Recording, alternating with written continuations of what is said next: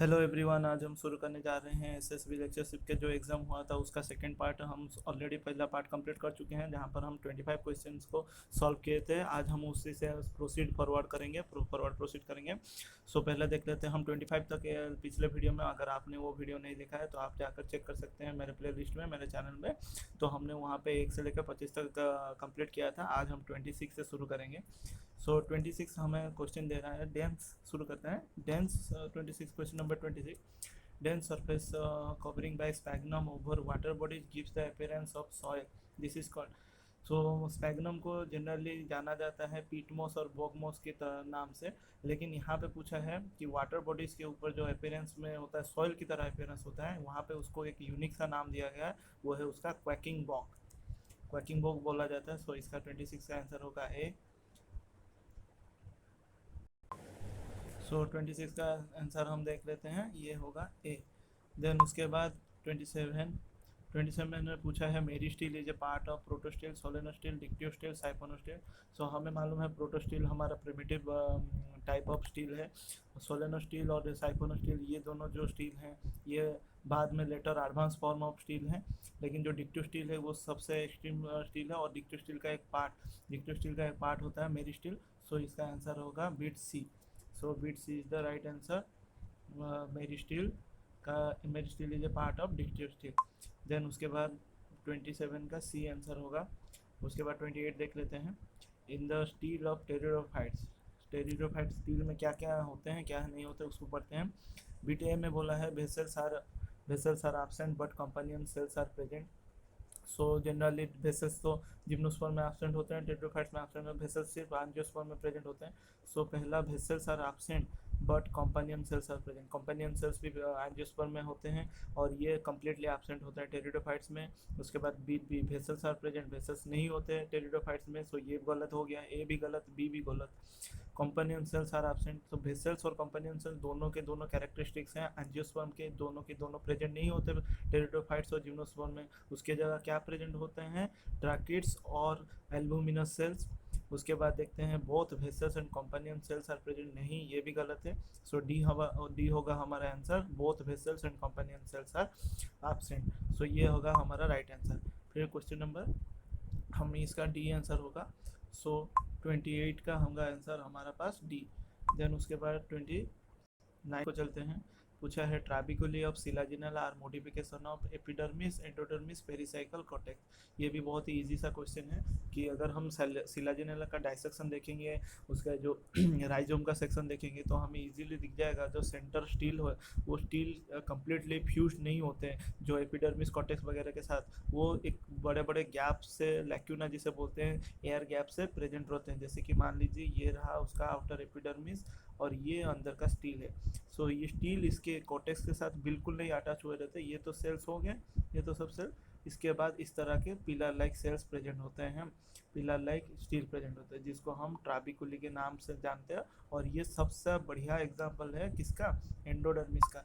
So modification of endodermis बनाता है हमारा ट्राबिकुली। सो इसका आंसर होगा 29 बी।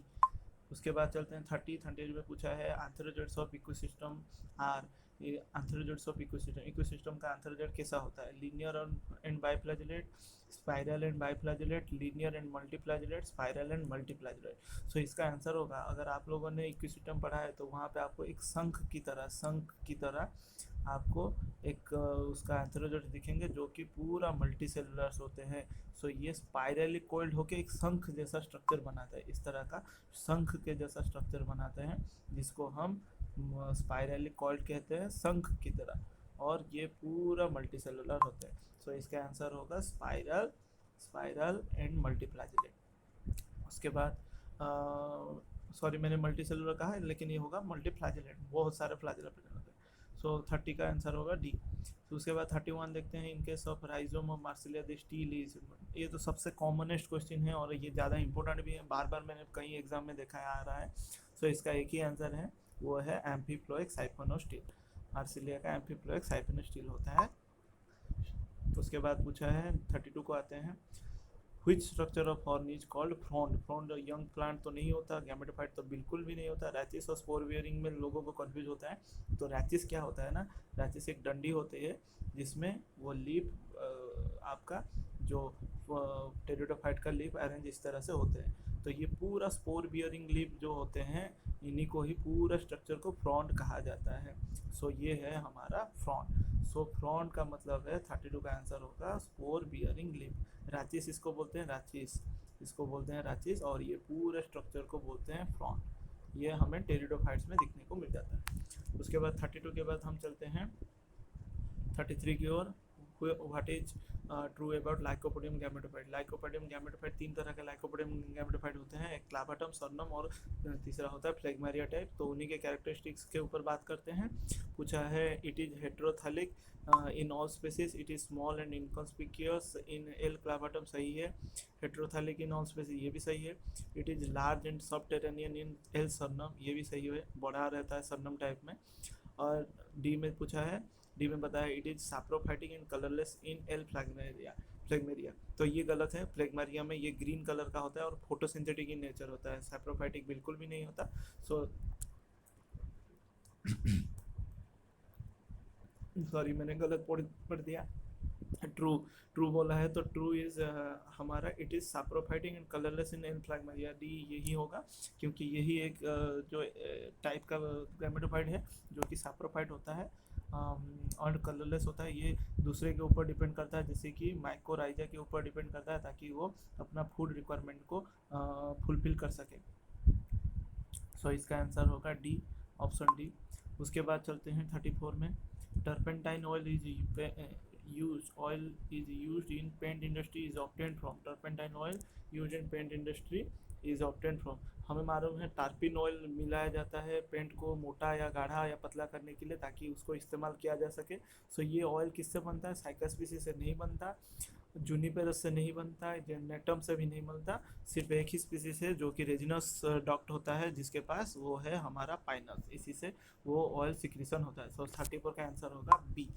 34 का आंसर होगा बी, पाइनस स्पीसीज। चल लेता है 35 की ओर। 35 में पूछा है ओव्यूल ऑफ साइकास इज एनाट्रोमोस एंड यूनिटेक्मिक, नहीं होता। ओव्यूल हमेशा साइकास का अपर फेसिंग रहता है। अनाट्रोपोस एंड बाइटेक्मिक, ये भी नहीं होगा। ऑर्थोट्रोपोस तो होगा। सी और डी देखते हैं। ऑर्थो लिखा है एंड सी में लिखा है यूनिटेक्मिक एंड डी में लिखा है बाइटेक्मिक। सो इसका आंसर होगा हमारा जो साइकस का ओव्यूल होता है वो सिर्फ एक ही इंटेग्यूमेंट से बनता है और ऑर्थोट्रोपोस अपवर्ड फेसिंग रहता है, इसीलिए इसका आंसर होगा ऑप्शन सी, ऑर्थोट्रोपोस एंड यूनिटेक्मिक। उसके बाद 36 को चले आते हैं। The wood of Pinus is, Pinus और साइकस में वुड किस तरह होता है, पाइनस में होता है पिक्नोजाइलिक एंड साइकस में होता है मानोजाइलिक। सो पिक्नोजाइलिक सब में है, ए और बी में है, सी और डी मानोजाइलिक। सो ये तो हो गया आप लोगों का साइकस का, तो साइकस का नहीं पूछा है इसीलिए हम इसको डिस्कार्ड कर लेते हैं। बचा हमारे पास ए और बी, ए और बी में से कोई आंसर होगा। तो फिर से देख लेते हैं। पिक्नोजाइलिक, ए में लिखा है पिक्नोजाइलिक विद वेसल, बी में लिखा है पिक्नोजाइलिक विदाउट वेसल। सो हमें मालूम है बहुत अच्छी तरह से vessel is the characteristic of angiosperm, gymnosperm में वेसल्स पाए नहीं जाते। सो इसका मतलब ये होगा, इसका आंसर पिक्नोजाइलिक तो है पाइनस और साथ में विदाउट वेसल होगा, ये उसका राइट आंसर होगा 36 का बी। चलते हैं उसके बाद नेक्स्ट क्वेश्चन पर। पूछा है 37 में dwarf suit of Pinus possesses. Pinus के ड्वार्फ सूट में क्या क्या पेजेस होते हैं, ये एक यूनिक कैरेक्टर है पाइनस में जहाँ पे dwarf shoot bear both scale and foliage. So this is the right answer, scale and foliage Pinus के ड्वार्फ सूट में मिलते हैं। उसके बाद 38 को चलते हैं। The embryo sac of Gnetum is dash type. ये एक ऐसा नेटम, ये एक ऐसा स्पीसीज ऑफ जिम्नोस्पर्म है जो कि मैक्सिमम सिमिलैरिटी दिखाता है टुवर्ड्स द एंजियोस्पर्मिक प्लांट। अगर आपने जो नेटम प्लांट को बिना फ्लावरिंग के देखा है तो आप कंफ्यूज हो जाओगे, आप बता नहीं सकते कि ये एक एंजियोस्पर्म प्लांट है या फिर जिम्नोस्पर्म। सो ये आप लोगों का बहुत ही सिमिलैरिटी, बहुत ही क्लोज रिलेशनशिप रखता है एंजियोस्पर्मिक प्लांट के साथ, और इसका जो एम्ब्रियो सैक है इसी वजह से ये भी पूरा सिमिलैरिटी दिखाता है tetrasporic type of embryo sac. क्योंकि हमारा एंजियोस्पर्म में 3 तरह के एम्ब्रियो सैक पाए जाते हैं, एक होता है मोनोस्पोरिक, बाइस्पोरिक और तीसरा होता है टेट्रास्पोरिक। तो इसका होगा टेट्रास्पोरिक, बहुत ही एडवांस टाइप का जिम्नोस्पर्म प्रेजेंट है ये। उसके बाद क्वेश्चन में चलते हैं 39 की ओर। The stele of Laginopteris was मोनोस्टेलिक हाप्लोस्टिल, मोनोस्टेलिक साइफोनोस्टिल, पोलिस्टेलिक हाप्लोस्टिल, पोलिस्टेलिक साइफोनोस्टिल। सो इसमें आंसर होगा मोनोस्टेलिक साइफोनोस्टिल इज द राइट आंसर। लाइगेनोटेरिस एक फोसिल प्लांट है जो कि अभी एक्सटिंक्ट हो चुका है। सो इसका जो स्टील को स्टडी किया गया था, जो भी फोसिल इंप्रेशन से हमें मिला है, वो है आपका मोनोस्टेलिक साइफोनोस्टिल। उसके बाद चलते हैं क्वेश्चन नंबर 40 पे। ईच फ्लावर ऑफ साइकोडियाडिया इज इक्विवेलेंट टू। साइकोडियाडिया का जो फ्लावर था वो इक्विवेलेंट किसके साथ है? मेगास्पोरोफिल नहीं, उसके बाद माइक्रोस्पोरोफिल ये भी आंसर नहीं है, ओविल ये भी आंसर नहीं है। तो हमारे पास है स्ट्रोबिलस। स्ट्रोबिलस जो कि कोन भी कहा जाता है, इसका फ्लावर पूरा कोन की तरह या फिर स्ट्रोबिलस की तरह इक्विवेलेंट है। सो इसका आंसर होगा 40 का डी। उसके बाद चलते हैं 41 की तरफ। Edible part of sweet potato. Sweet potato का जो एडिबल पार्ट है जिसको हम कंज्यूम करते हैं, वो एक टैप रूट ट्यूबर है, एडवेंटिटियस रूट ट्यूबर है, स्टेम ट्यूबर है, कॉर्म है।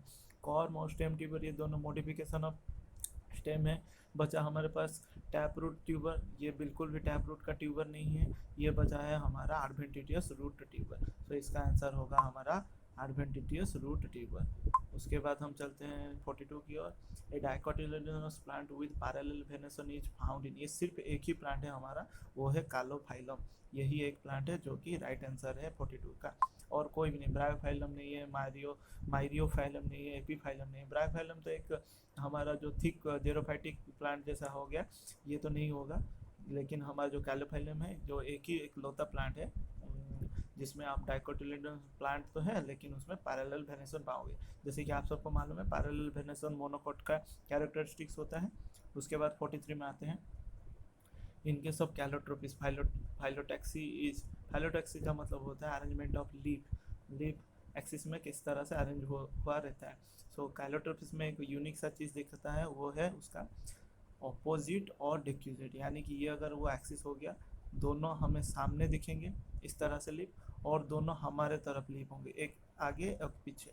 सो इस तरह का अरेंजमेंट को हम बोलते हैं ऑपोजिट एंड एक्यूजेट। इस तरह का आप लोगों को कैलोट्रोपिस में मिलेगा। फिर से मैं बता दे रहा हूँ, अगर आप लोग देखोगे कैलोट्रोपिस इस तरह से, दो लीफ तो पूरे सामने दिखेंगे दाएं और बाएं, और एक लीफ होगा हमारी तरफ और दूसरा होगा उसके पीछे, फिर दाएं बाएं, फिर एक हमारी तरफ और दूसरा पीछे।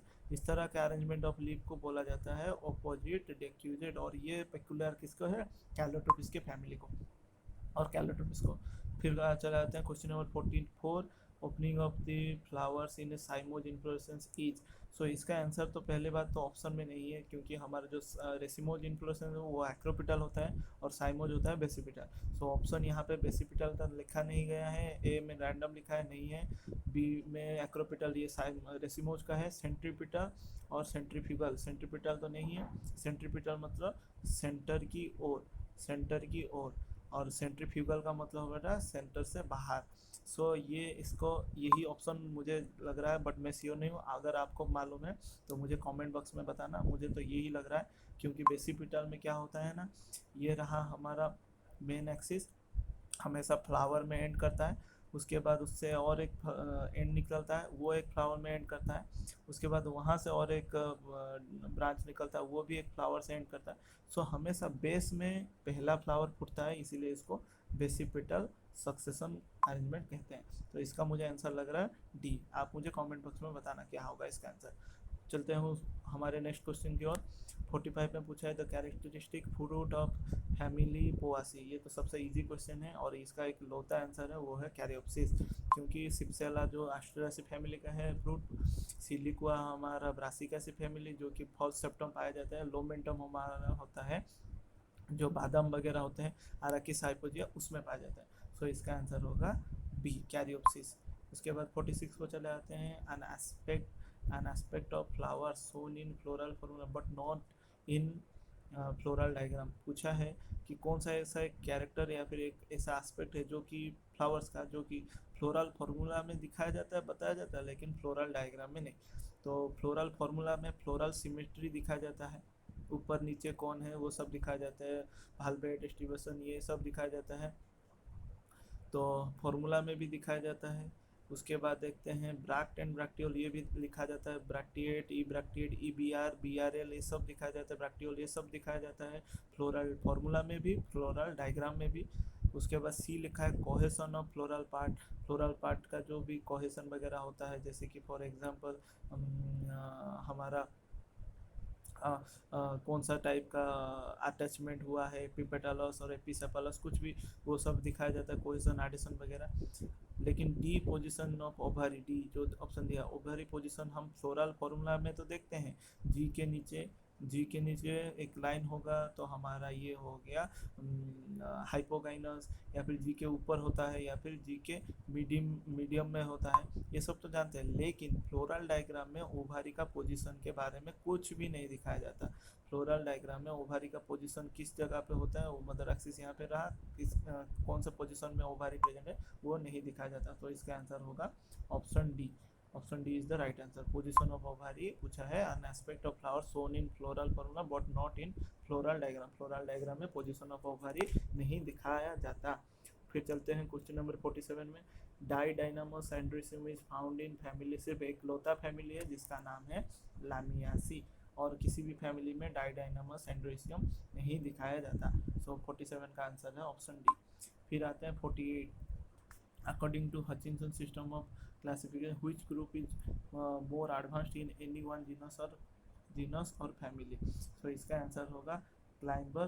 क्लाइंबर इसका आंसर होगा। यहाँ पे जो टिक किया गया है गलत है, सो क्लाइंबर इज द आंसर। इसको मोर एडवांस्ड बताया गया है हचिंसन सिस्टम ऑफ क्लासिफिकेशन में। चलते हैं उसके बाद नेक्स्ट क्वेश्चन की ओर। 49 में पूछा है primary meristem derived from, primary meristem is derived from, ये इसका सिंपल सा आंसर है प्रो मेरिस्टेम। प्रो मेरिस्टेम पहले फॉर्मेशन होगा जो कि प्राइमरी मेरिस्टेम को डेवलप करेगा, फिर प्राइमरी मेरिस्टेम से सेकेंडरी मेरिस्टेम डेवलप होता है। सो इसका आंसर है 49 का ए। उसके बाद लास्ट क्वेश्चन को हम आज देखते हैं, कि इसके बाद हम नेक्स्ट पार्ट में इसको डिस्कस करेंगे, नहीं तो वीडियो ज़्यादा लंबा हो जाएगा। So which of the following is an internal gland. So ये भी आसान सा सवाल है। सबसे ज़्यादा ये एक नेक्टारी जो नेक्टर सिक्रेटिंग ग्लैंड होते हैं वो बाहर में प्रेजेंट होते हैं। डाइजेस्टिव ग्लैंड ये भी बाहर प्रेजेंट होते हैं जो कि इंसेक्टिवोरस प्लांट में पाए जाते हैं। ऑयल ग्लैंड बच गया, ये इंटरनल ग्लैंड है जो ऑयल सिक्रेशन के लिए मदद करते हैं। थाइडाथोड एक इंटरनल ग्लैंड नहीं होता, वो होता है एक्जुडेशन के लिए, एक्जुडेशन प्रोसेस के लिए, गटेशन करने के लिए हाइडाथोड होता है। सो सिक्रेशन ग्लैंड करने के लिए ऑयल ग्लैंड होता है जो कि हमारा इंटरनल ग्लैंड है। सो 50 का क्वेश्चन का आंसर है सी। सो उम्मीद है आप लोगों को ये 25 क्वेश्चंस को मैंने सॉल्व इजीली कर लिया। अगर आपको कुछ डाउट है तो मुझे कमेंट सेक्शन में आप लोग पूछ सकते हो, मैं सबका आंसर दूंगा। अगर ये आप लोगों को वीडियो पसंद आया तो मेरे इस चैनल को सब्सक्राइब और लाइक शेयर कर दीजिए, ताकि आप लोगों को मैं वीडियो अपलोड करते ही तुरंत मिल जाए, नोटिफिकेशन दबा कर। ठीक है, थैंक यू।